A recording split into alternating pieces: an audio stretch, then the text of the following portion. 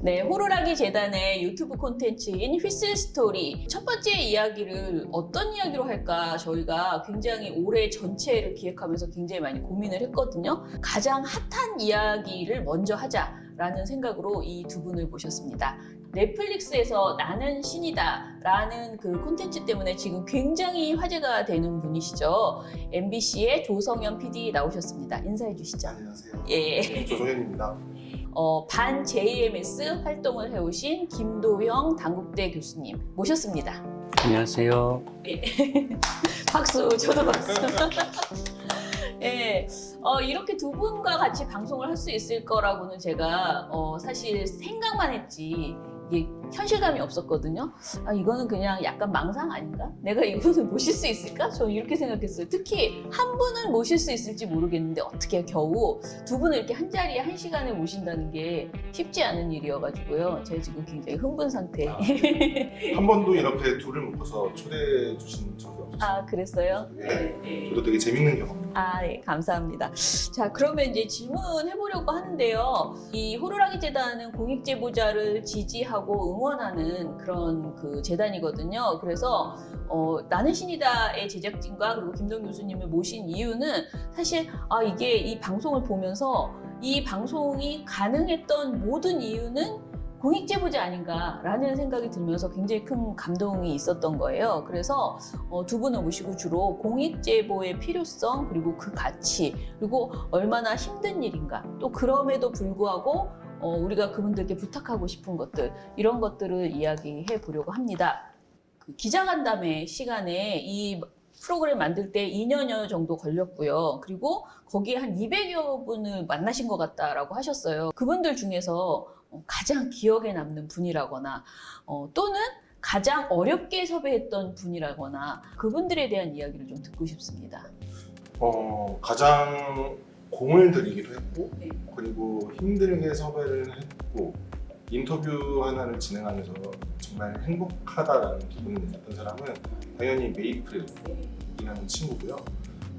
그 친구를 제가 처음 접했을 때 저보다 옆에 계시는 김도형 교수님은 이미 그 친구와 먼저 소통을 하기 시작하셨었고 제가 처음 메이플이라는 친구와 화상 인터뷰를 진행할 때 몇몇 가지 질문들을 했고 그 친구가 저한테 해준 이야기들이 상당히 인상 깊었어요. 어떤 얘기들이었냐면 얼굴을 공개하겠다. 얼굴을 공개하는 이유는 자기가 얼굴을 감추거나 그러면 그 JMS라는 종교단체에서 자기를 또다시 거짓말쟁이로 알것이 뻔하기 때문에 그리고 그렇게 얘기했을 때 자기가 원하는 또 다른 피해자들이 나오지 않게 하겠다는 목적을 달성하기 힘들 거기 때문에 자기는 얼굴을 공개하겠다라는 얘기가 우선 되게 인상 깊었고 한국으로 들어오기까지의 과정도 힘들었어요. 비행기표를 3번을 바꿨는데 바꾸고 공항에 나올 때마다 JMS 신도들이 나와서 진을 치고 기다리고 있고 한국에 들어와서는 방송에도 나갔지만 미행을 당하고 그리고 호텔 안에서 계속 그 진치고 기다리고 있거나 위협을 하거나 이런 일들이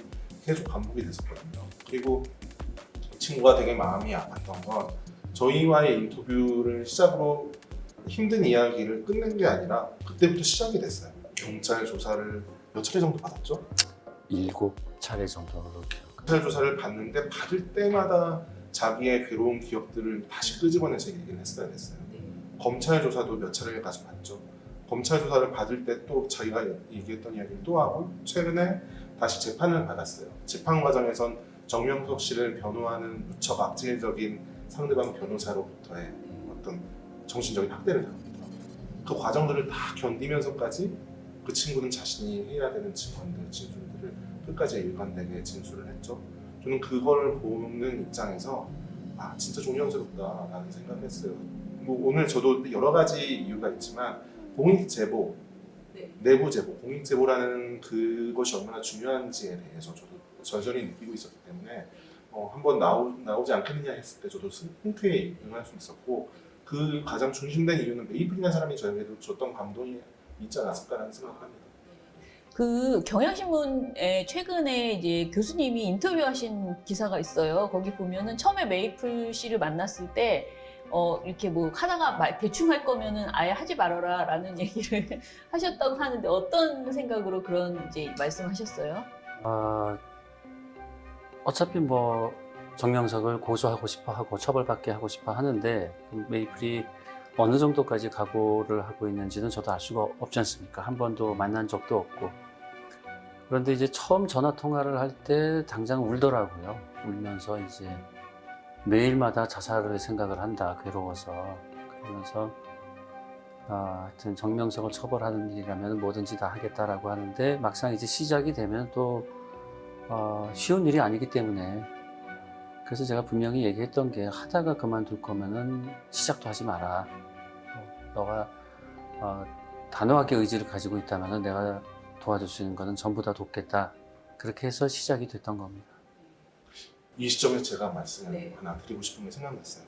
공익제보라는 게 얼마나 힘든 건지는 관련된 일을 하시는 분들 당연히 아실 거라고 생각하고, 관련된 일을 안 하는 분들도 미루어 짐작할 수 있을 거라고 생각해요. 근데 메이플이라는 친구가 시작부터 끝까지 완주할 수 있었던 가장 큰 이유 중에 하나, 저는 교수님이 바로 옆에 계시지만 이런 얘기하는 거 낯간지러 하실 것 같은데, 옆에서 계속 챙기고 이 친구의 정서적인 면, 혹은 감정적으로 이 친구가 어떤 것들이 힘든지, 혹은 지금 뭐가 어떤 것들을 챙겨줘야 할지, 이 친구가 흔들릴 법한 시기에 항상 곁에 계셔주셨거든요. 그걸 보면서 옆에서 어떤 사람들이 얼마나 그 공익제보자들을 보호할 수 있느냐에 따라서 그들이 계속 지속적으로 자신들이 해야 할 일을 지속할 수 있느냐 없느냐가 그 판가름 날 거라고 생각해요. 메이플이 만약에 중간에 한순간이라도 포기했다면 재판 증언까지 이어지는 그 긴 시간을 저는 굉장히 힘들었을 거라고 생각해요. 저 정민영 변호사라고 지금 메이플씨 그 변호인인 분이 방송에 나와서 인터뷰하는 거를 들었어요. 근데 아까 말씀하신 그 상대방 변호사들이 굉장히 불필요하고 2차 가해가 되는 그런 질문을 했다라는 그런 얘기를 하셨는데, 그 보시면서 김동 교수님은 그런 것들에 대해서 어떻게 보셨어요? 그 악질적인 변호사는 이미 20년 전부터 JMS 사건을 맡은 여자 변호사입니다. 근데 예를 들어서 저희 아버지 테러 사건의 테러범들을 변호로 시작을 했는데 무죄 주장을 하더라고요. 아예 테러범들에 대해서. 그래서 저 사람들이 변호사 맞나? 근데 그 여자 변호사는 뭐 법정에서 쌍욕까지 해대다가 판사님한테 제지도 받았고, 그러면서 이제 본격적으로 정명석의 변호인이 되면서 그 JMS 간부들이 좋아하는 이유가, 그 여자를 좋아하는 이유가 피해자를 괴롭히고 윽박지르고, 이게 이제 자기들 보기에는 속이 다 시원하더라는 겁니다. 그래서 이제 20년째 정명석을 변호를 하고 있는데, 그 메이플이 증언했던 그날 법정에 계셨던 법정 경위분들이 저에게 얘기를 해주시더라고요. 해도 너무한다. 그래서 메이플이 화가 나서 소리 지를 때마다 속이 다 시원해지고, 소리 좀 더 지르지, 속으로 응원했다 그러더라고요. 그리고 아무리 변호사라지만 저건 해도 너무한다. 아무 상관없는 그 법정 경위님이 그런 말씀을 하실 정도면은 도대체 얼마나 악질적인지. 그 여자분도 분명히 자식을 키울 텐데, 그리고 여자이면서 성폭행 피해자에게 쇼하지 말라는 소리를 해대지를 않나. 그 여자는 정말, 저는 실명을 여기서 밝혀서 의뢰인을 위해서 물불을 안 가리는 변호사라고 광고를 해주고 싶어요, 솔직히. 근데 에휴. 예, 그리고 이따가 또 조금 더 이런 내부 제보자들을 보호하기 위해서 어떤 것들이 좀 더 필요하다고 생각하는지 이야기를 조금 더 들어보려고 하는데요. 일단은 저는 교수님한테 이거를 꼭 여쭤보려고 했어요. 교수님의 그 용기, 그 마음, 어떻게 이런 삶을 살게 되셨는지, 그걸 저희가 알아서 조금이라도 그 마음이 정말 바이러스처럼 우리 사회에 퍼졌으면 좋겠다. 교수님 같은 분이 더 많아졌으면 좋겠다라고 생각이 들어서 여쭤봅니다. 도대체 어떤 계기로 이런 삶을 살게 되셨는지, 그 마음, 중간중간 굉장히 힘드셨을 것 같은데 어떻게 견디셨는지 이야기 들어보고 싶습니다. 아마 JMS를 거쳐간 사람들이 1980년부터 지금까지 수십만 명이 되지 않을까 싶어요. 그리고 그 과정에서 이제 피해자들도, 성폭행 피해자들도 어마어마하게 많고, 또 그 피해자의 지인들, 가족들도 많을 텐데, 그분들은 다 참고 사셨지 않습니까? 근데 저는 머릿속에서 지워지지가 않고 화가 나고, 그래서 내가 왜 싸웠을까를 생각하면 정답은 성질이 더러워서밖에 없는 것 같아요. 그게 많은 분들이 그러시더라고요. 생긴 거는 그렇게 험한 일 안 할 것 같이 생겼다. 사람이 어떻게 그렇게 했냐 하는데 생긴 거랑 다르게 이제 성질은 무지막지하게 더러운 거. 특히 이제 한참 때는 20대, 30대는 술 먹으면 화가 나니까 제임스 본부에 전화 걸어가지고 수시로 그냥 쌍욕을 퍼부었죠. 그러다 보니까 이제 어느 날은 이제 전화 받는 놈도 지쳐가지고 새벽에 제가 전화를 하면은 맨날 욕 먹으니까 저한테 한숨을 푹 쉬면서 또 너냐 그러더라고요. 나다 이 XX야. 나중에 친구처럼 그렇게 돼버렸어요. 그래서 이제 그 번호가 이제 친숙해지면 다른 번호로 또 해서 욕을 시작을 하고. 하여튼 세상에 뭐 그런 게 다 있으니까 사람이 아니라고 저는 생각을 하고 지금도 그 제정신 가지고 교단본부, 사이비 종교 교단본부에 욕하는 게 그 제정신인 사람은 아니겠죠. 그러니까 저도 미쳤죠. 그냥 하도 화가 나서. 그랬던 것 같습니다. 근데 화가 늘 지속되진 않잖아요. 그러니까 성질이 더러운 거예요. 계속. 있었잖아요. 성질이 적당히 더러우면은 그게 화가 나는데 더러우니까 계속 화가 나는 거죠. 그 경향신문 기사 보니까 그 아내분하고도 굉장히 최근 들어서까지 힘드셨던 것 같아요. 정말 가족은 또 얼마나 무서웠겠어요. 힘드셨고. 근데도 그거를 지속한 거 보면은 성질이 더러운 것만으로 될 것 같지 않거든요. 아니죠. 기자회견 때도 집사람이 절대로 저보고 마이크 잡지 마라. 드러나게 행동하지 마라. 뒤에서 돕는 거는 참아주겠다. 그랬는데 이제 기자회견 관련해서 회의를 하는데 변호사님이 이제 저보고도 꼭 마이크를 잡아달라고 부탁을 하지만은 저는 집사람이 무서우니까 되도록이면 안 했으면 싶은데 그때 조피디님도 아마 같이 계셨던 것 같은데 변호사 사무실에서 이제 그 메이플하고 호주 피해자하고 줌으로 연결해서 다 같이 회의를 할 때였습니다. 근데 어느 순간 갑자기 이제 메이플하고 이제 약속이나 한 듯이 둘이서 울더라고요. 그걸 보니까 이제 또 화가 나죠. 화가 나면 이제 눈에 뵈는 게 없으니까 집사람하고 했던 약속 에이 모르겠다. 그래서 그때 결심을 했습니다. 마이크 잡기로 했고 기자회견 끝나고 한 이틀까지도 집사람이 모르더라고요. 그래서 야 이게 잘 넘어가나 보다 싶었는데 이제 그 뉴스를 보신 누가 이제 저희 집사람한테 문자를 보낸 거예요. 그걸 보고 이제 집사람이 이혼이라고 너는 가정과 제이미스를 바꿨다. 집에 들어오지 마라. 뭐 그래서 한 달 정도 여관을 전전을 했는데 웃으면 안 되는데 어떻게 하죠? 저도 웃어요. 뭐 제가 근데 바람 피거나 도박으로 뭐 이런 건 아니니까 최악의 경우에 이혼 당하더라도 정명석 저거 다시 쳐넣고 나서 다시 합칠 수 있지 않을까. 그랬습니다. 하여튼 그 기억 중에 이제 여관을 전전하다 보니까 빨래를 못하니까 이만큼 산더미 같은 빨래 들고 이제 빨래방 앞에서 기다리고 있던 참 처량하더라고요. 근데 이제 시간 지나니까 집사람이 이혼해서 별거로 형량이 낮아졌고 그 다음에 이제 다시 용서해 줬죠. 지금 우리나라에 사이비 종교가 진짜 많은가 봐요. 취재해 보시니까 진짜 많은 것 같아요. 어때요? 그러니까 이게 우리나라만 이런 거예요?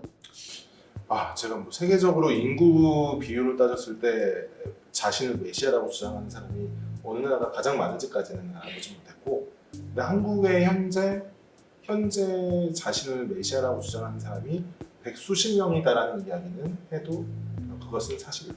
제가 보도를 막 찾아보니까 한겨레 기사에서는 2020년에 한국에 하느님이라고 말하는 사람이 20명, 자기가 하느님이다. 그 다음에 자기가 재림예수다 하는 사람이 50명이 있다라고 그때는 이제 보도를 했는데, 이런 종교 내부에서 이런 폭행이나 착취, 성폭행 이런 것들이 계속 일어나고 있으면 이게 이제 드러나서 우리 사회가 이것을 어떻게 하면은 그걸 폐쇄시키거나 또는 구속시키거나 이런 일들이 벌어지려면 반드시 내부 제보가 필요한 거잖아요. 내부 제보 없이 이것이 이제 외부에서 인지해서 수사하는 것은 굉장히 뭐 거의 불가능에 가까워 보이거든요. 그래서 이 문제에 있어서 내부 제보의 의미가 얼마나 큰지 좀 그분들한테 설득하는 그런 말씀을 좀 두 분 다 좀 해주셨으면 좋겠다 싶거든요. 작년 이맘때쯤에 저랑 교수님이랑 메이플 셋이 같이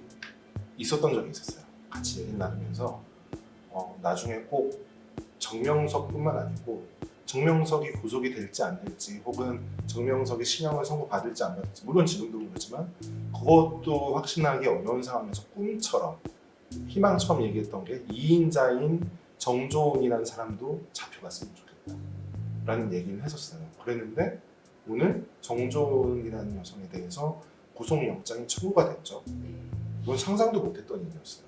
이게 어떻게 가능했는지를 생각을 해보자면 메이플과 에이미라는 친구가 고소를 진행했을 때 JMS 내부자로서 그 두 사람을 공격했던 여성들이 있는데 그 사람들은 나중에 가서 태도가 바뀌었어요. 다큐를 보기도 했고 혹은 그 이후에 많은 고민들을 거쳐서 그 사람들이야말로 다시 위험을 무릅쓰고 그리고 나중에 갔을 때 자신들이 어떤 가해를 당하거나 혹은 어떤 피해를 입을지 모르지만 그 자신들의 지원을 바꿔서 JMS가 우리들에게 거짓 진술을 강요했고 나도 피해자고 나도 어떤 일을 겪었으며 메이플과 에이미라는 그 두 친구가 했던 말들이 자기가 겪었던 일과 거의 유사하다. 그들의 말은 거짓말이 아니다. 라는 식으로 증언들을 바꾸기 시작했죠.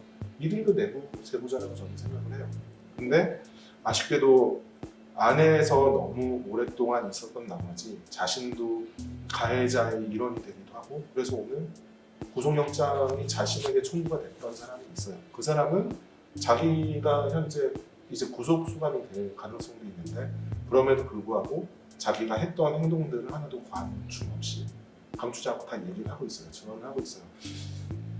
저런 이야기를 카메라 앞에서 이야기한다는 거 그리고 우리에게 증언해준다는 거 그게 그녀에게 득이 될까? 전 득이 되지 않는다고 생각을 해요.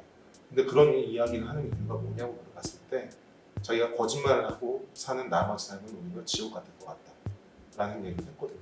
내부 제보라는 건 자신을 구원하는 길이기도 하다는 생각을 해요.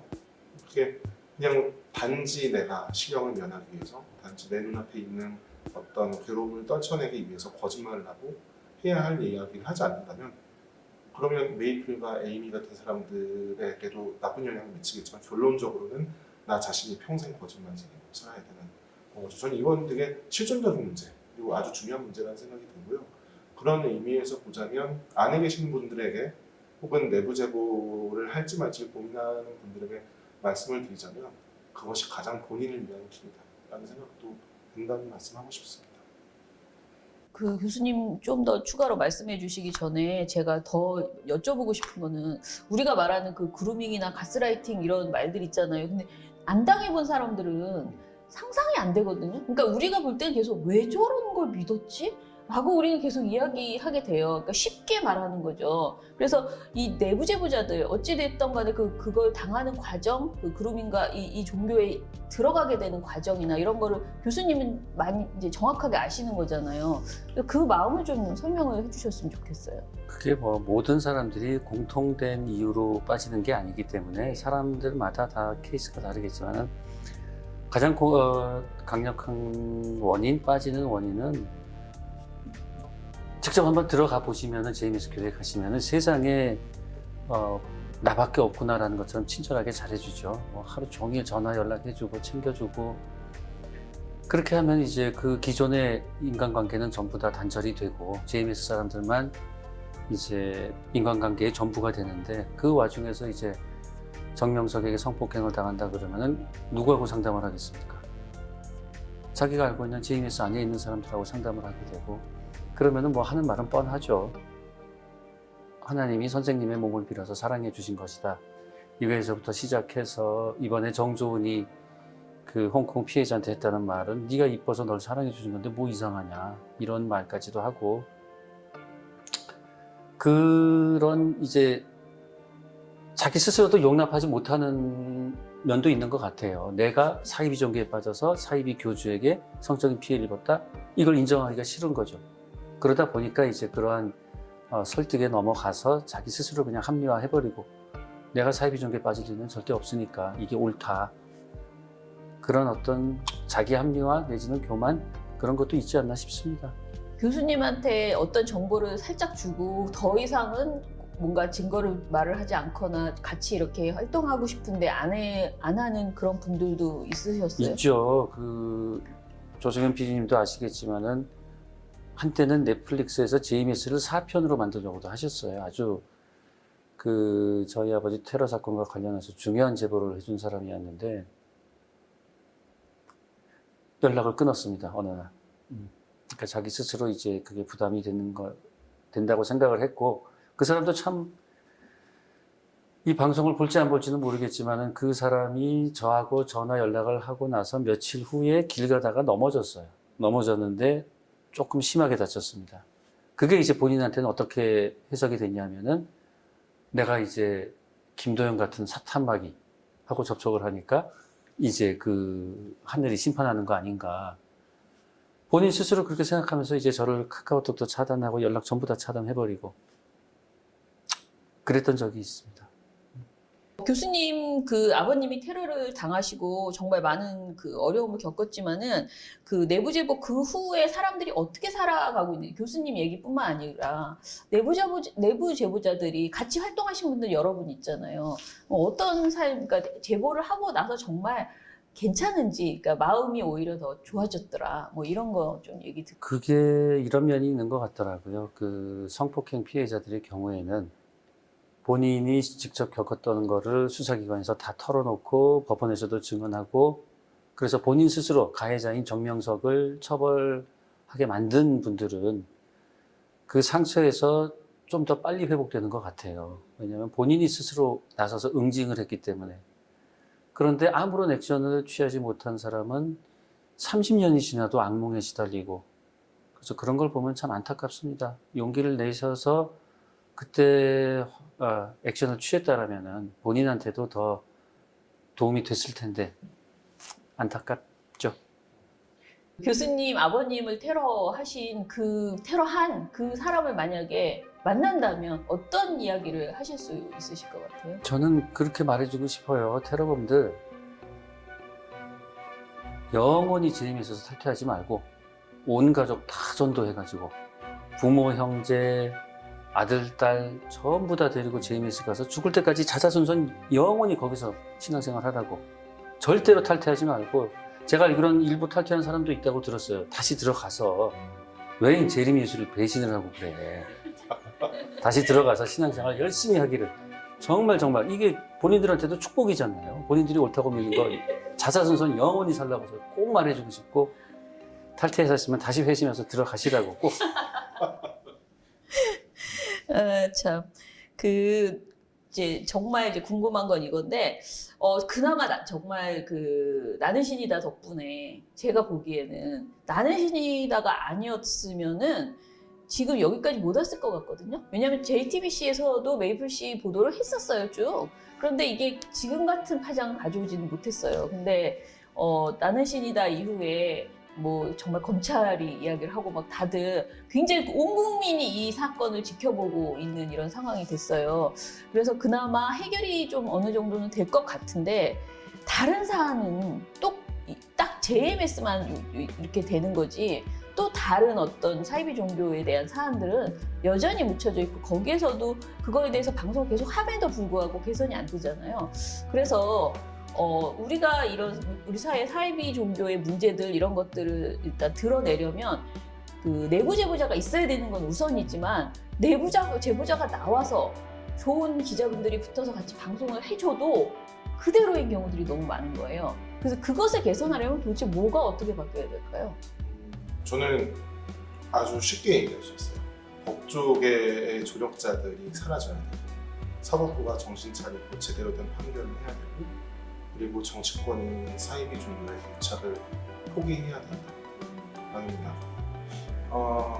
JMS로부터 시작해서 아가동산 그리고 세계 정교라는 사이비 종교가 있었어요. 그것뿐만 아니고 JU라는 다단계 업체의 주수도 회장도 변호를 했던 사람이 있어요. 이 변호사가 한 사람이에요. 근데 이 한 사람이 얼마 전 초대 공수처장 후보로 최종 후보로도 하마평에 올랐던 사람이고 민변 소속의 원로 변호사, 매우 유명한 사람입니다. 사람들은 다르면 되게 정의로운 사람이라고 생각하지만 그 사람은 뒤에서 그런 사람들이 계속해서 변호했던 거 몰랐던 사람들이 훨씬 더 많을 거라고 생각해요. 그런 사람들의 조력을 받으면서 그 지금 흔히 얘기하는 사이비 종교의 교주라는 사람들은 힘없고 돈 없는 사람들을 계속해서 괴롭히면서 착취하면서 살 수 있는 토대가 마련이 됐죠. 그 변호사가 과연 정말로 그 사이비 종교의 지도자, 교주가 무죄라고 생각해서 그 사람을 변호했을까요? 아니라고 생각해요. 또 반대로 이 자기가 여기서 너무 변론을 잘해서 피해자들이 계속 피해자로 남게 됐을 때 그 피해자들이 얼마나 큰 고통을 겪게 될지 몰랐을까요? 저는 알았을 거라고 생각해요. 그럼에도 그런 일들을 계속 할 수 있었던 이유는 뭐다? 그냥 돈이 되니까. 착수금만 해도 어마어마하죠. 돈이 되면 뭐든지 할 수 있는 이 정말 천박한 자본주의의 노예인 사람들이 나중에 가서 좋은 자리까지 얻게 돼요. 좀 이런 거 정말 되게 위험하다고 생각하거든요.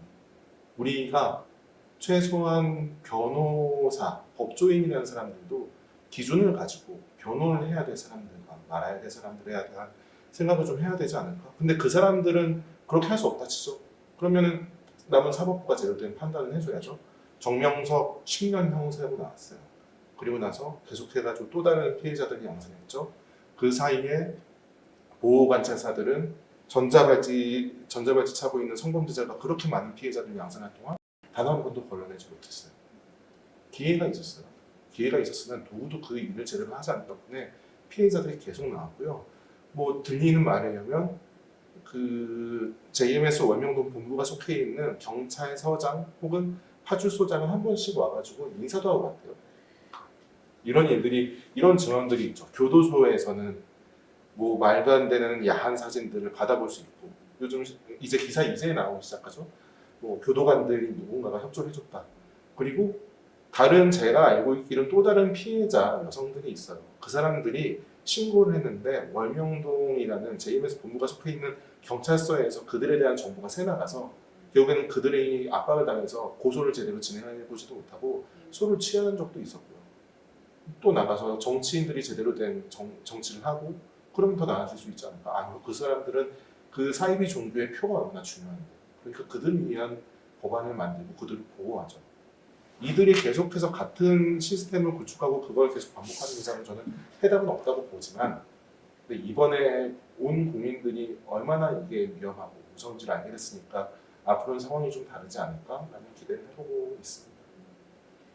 그 교수님이 최근에 방송에 나가서 그 KBS 방송에서 얘기하시는 바람에 KBS가 막 조사하고 그랬다고 PD도 있고 그 통역사도 있고 이런 얘기도 하셨던 것 같아요. 근데 우리 사회 곳곳에 있다라고 했는데 사실 그 얘기를 들으면서 저도 이런 고민이 됐어요. 그런 얘기 지금 많이 하는데 그러면 그 종교를 가지고 있는 사람이 다 무슨 어떤 유죄이거나 회사를 못 다니거나 그런 건 아니지 않느냐. 뭐 직장은 직장인데 그런 얘기들을 하는데 이거를 우리가 어떻게 해야지 될까 고민이 되더라고요. 저는 최소한 아까 조금 전에 PD님 말씀 들으면서 최소한 검사나 경찰이나 뭐 판사 이런 사람들은 이거는 그 자신이 그쪽이랑 유착이 되면은 절대 안 되는 어떤 그 사람이잖아요. 존재잖아요. 유착이 되면 그냥 무조건 전 징계, 어떠한 우리 사회가 뭐 적절한 징계를 해야 된다라고 생각을 해요. 그런데 그게 아니고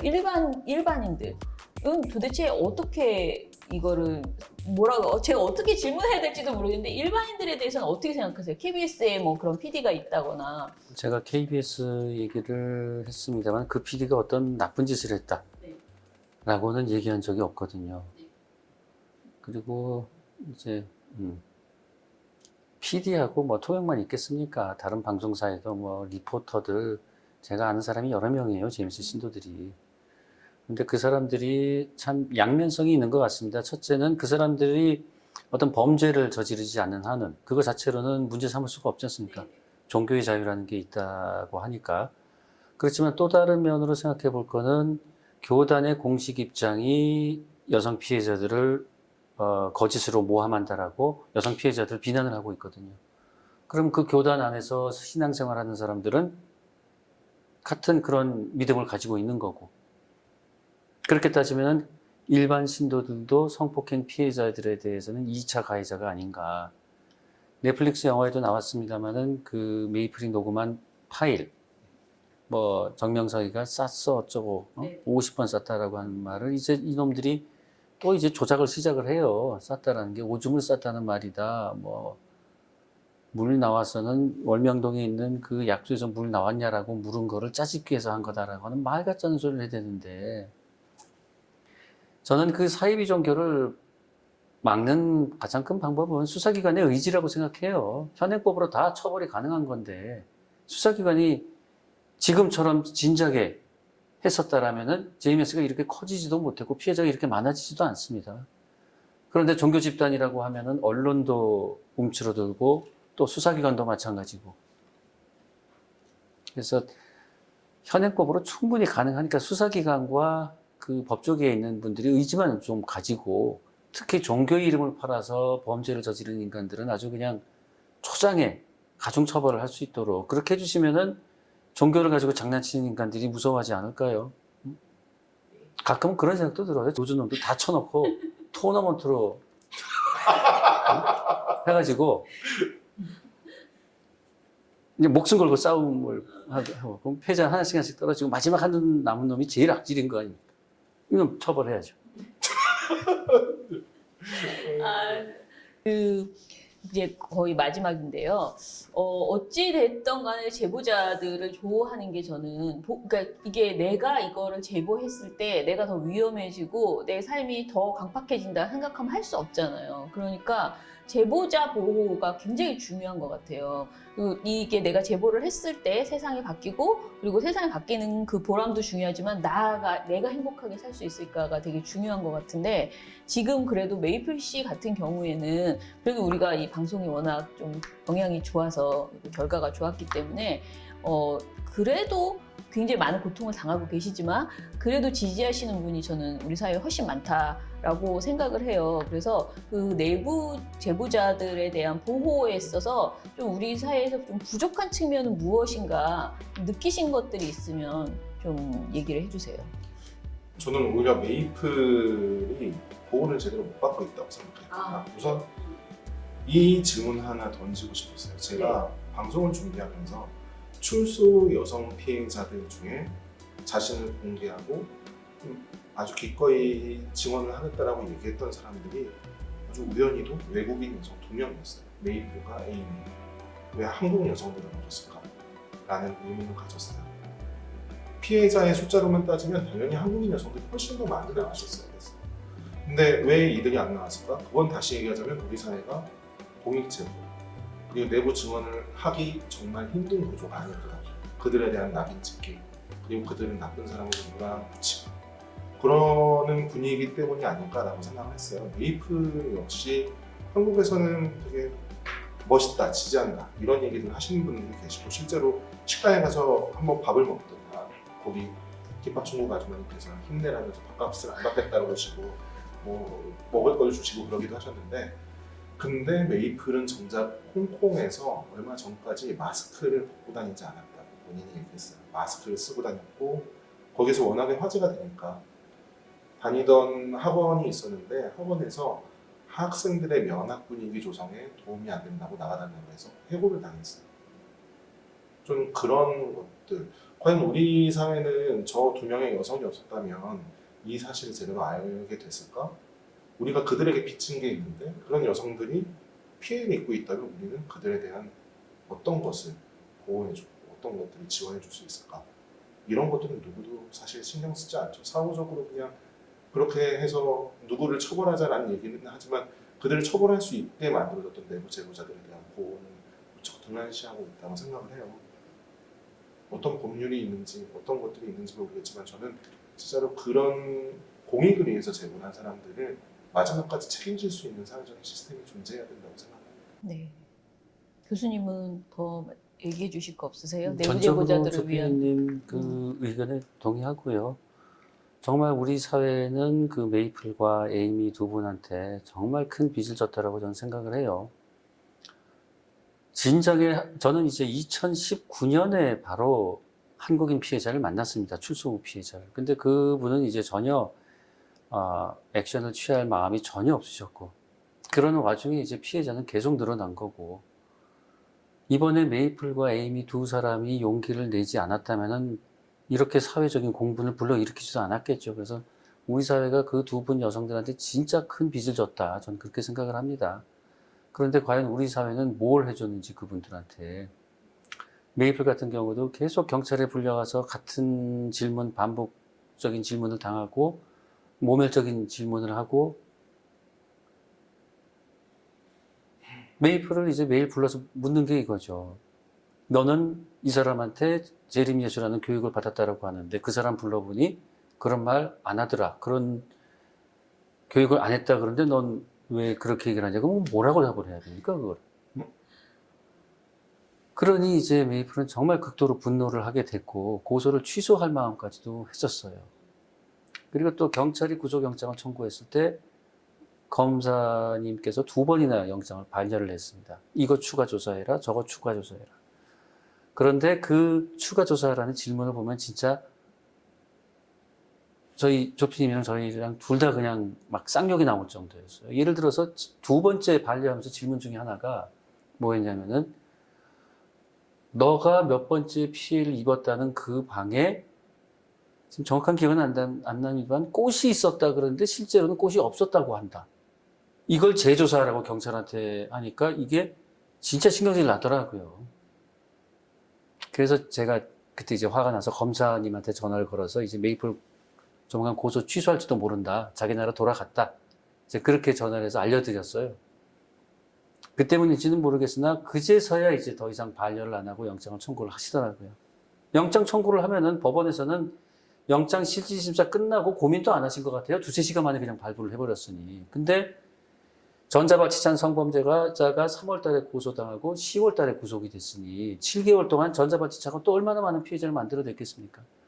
저는 정명석을 잘 아는데 이놈은 하루 24시간 성폭행밖에 생각을 안 하는 놈이에요. 머릿속에 오로지 그거로만 차이는 인간입니다.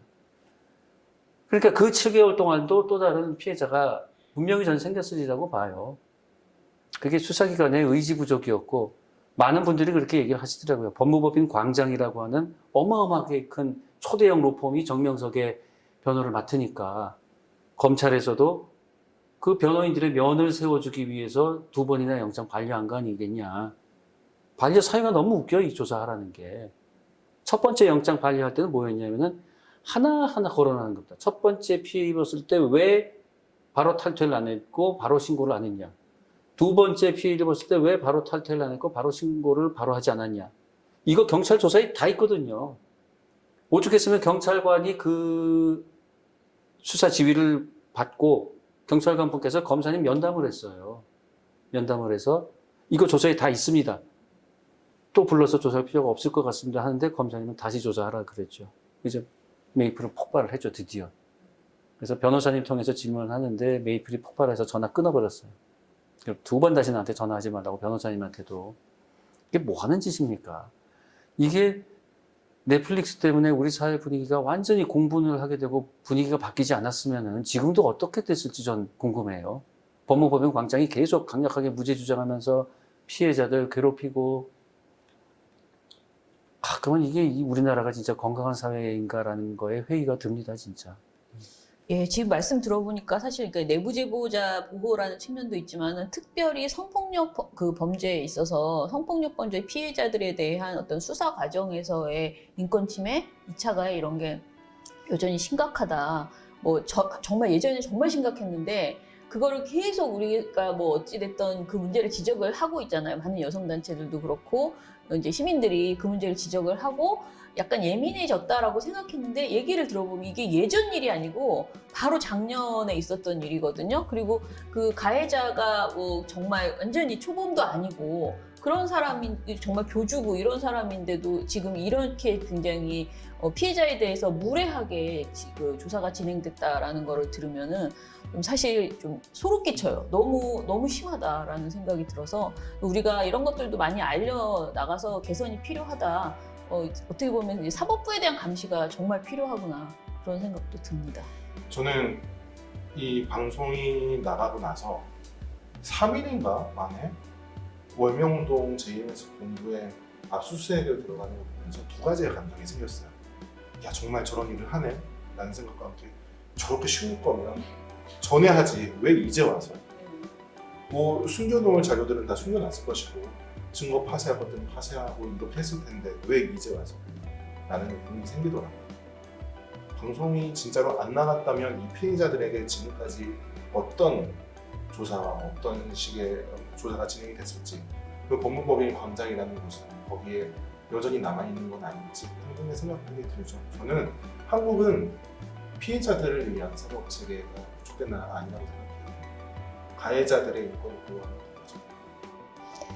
자, 그러면 오늘 방송 이것으로 마무리하려고 하는데요. 그래도 제가 좀 생각이 짧아서 질문하지 못했는데 꼭 하시고 싶은 얘기 있으시면 마지막으로 좀 해주세요. 이 문제가 완전히 마무리될 때까지 많은 분들이 계속 관심 가져주시고 그래야 이 문제를 해결하는데 올바른 방향으로 갈 수 있다. 언제 또 어떤 돌발적인 변수가 생겨서 이상한 일이 벌어질지 모르거든요. 그래서 많은 분들이 계속 관심 가져주시길 부탁드립니다. 저는 공범자들이 다 같이 처벌받는 순간까지는 절대 끝난 일이 아니라고 생각해요. 그들을 옆에서 도우면서 계속해서 성상납의 시스템을 만들어 오고 그 안에서 자신들 나름대로의 이익을 취한 사람들이 있거든요. 이제야 슬슬 그 사람들에 대한 조명이 시작되는 것 같은데 그들이 다 처벌받는 순간까지 저희는 진짜 관심을 놓으면 안 된다고 생각합니다. 그러면 오늘 방송 이것으로 마무리하겠습니다. 너무너무 감사하고요. 많은 분들이 아주 흥미있게 들으실 수 있을 것 같아서 제가 마음이 편안해졌습니다. 감사합니다. 감사합니다. 네.